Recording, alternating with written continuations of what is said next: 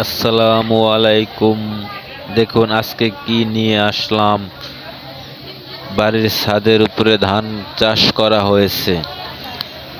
বরিশাল বিভাগের একটি বাড়ির ছাদে ধান চাষ করা হয়েছে। আগে উল্লেখ করা ছিল ধানে চাউলে ভরা কুলা বাড়ি বরিশাল। এই গানের সাথে মিল হয়ে গেছে। তেলের বোতল কেটে তার ভিতরে ধান রোপণ করা হয়েছিল। মাশাআল্লাহ, অনেক ধান হয়েছে। চেষ্টা এবং ইচ্ছা থাকলে সবই সম্ভব।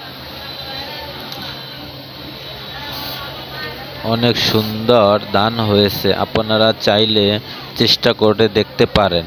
চেষ্টা করলে কিছুই অসম্ভব না। চাইলে সবই সম্ভব। দেখুন অনেক পরিমাণে ধান হয়েছে।